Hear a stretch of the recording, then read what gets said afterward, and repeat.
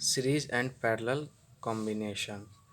तो series circuit पहले देख लेते हैं। सीरीज और इधर पैरेलल। सीरीज और पैरेलल। सीरीज में क्या होता है, जो रजिस्टर होता है वो क्या होता है, इंड टू इंड कनेक्शन रहता है रजिस्टर का। और इसमें क्या रहता है, इंड टू इंड जो कनेक्शन होता है वो नहीं होता है पैरेलल में। इसमें क्या होता है, सीरीज सर्किट में, सीरीज सर्किट में क्या होता है कि वोल्टेज यानी पोटेंशियल डिफरेंस डिवाइड होता है, और पैरेलल में क्या होता है, वोल्टेज सेम रहता है। इसमें क्या होता है, अब वोल्टेज हो गया, अब करंट। इसमें सीरीज सर्किट में करंट क्या होता है, करंट क्या होता है, सेम रहता है। लेकिन पैरेलल में क्या होता है, करंट जो होता है वो क्या होता है, डिवाइड हो जाता है। पैरेलल में करंट डिवाइड हो जाता है। अगर हम फिगर बनाएंगे तो सीरीज सर्किट का क्या होगा, ये मान लीजिए एक सेल हो गया, और ये वायर हो गया, ये एक रजिस्टर हो गया, और ये एक रजिस्टर हो गया।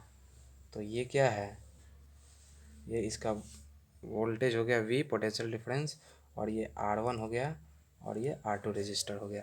तो इसमें क्या है, ये जो इसका है वो जो इंड टू, ये इसका इंड हो गया, ये इसका इंड, फिर ये इसका इंड हुआ, ये इसका, यानी दोनों क्या है, इंड टू इंड कनेक्शन है। यानी इसमें जितना आई अमाउंट का करंट जाएगा वही इस रजिस्टर से होते हुए इसमें भी आई अमाउंट का करंट जाएगा, यानी करंट सेम रहता है।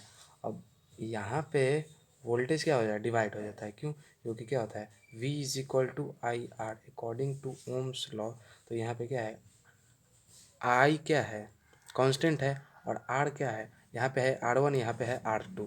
तो पहला में क्या है R1, यानी R1 कुछ और होगा, R2 कुछ और होगा। तो जब R1 कुछ और होगा, R2 कुछ और होगा, तो ये क्या होगा, ये तो डिवाइड वोल्टेज होगा ही।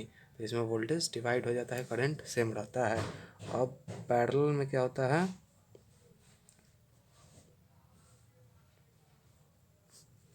ये हो गया,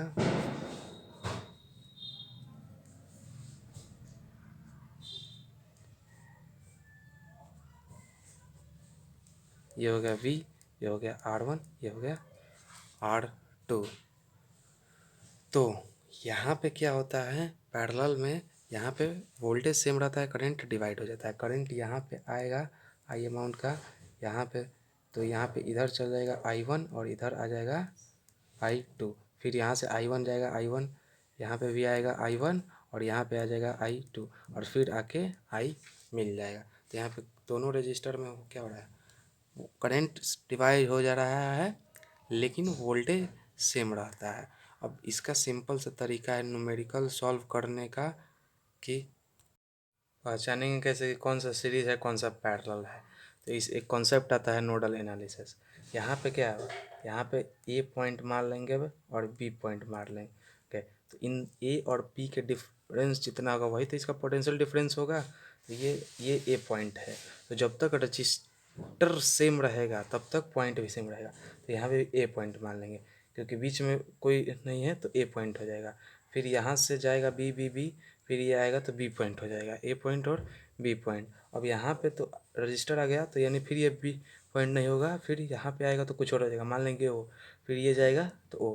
तो ये क्या है, दो रजिस्टर, एक ए ओ में है, एक बी ओ में है, तो दोनों का पॉइंट क्या है, अलग अलग है।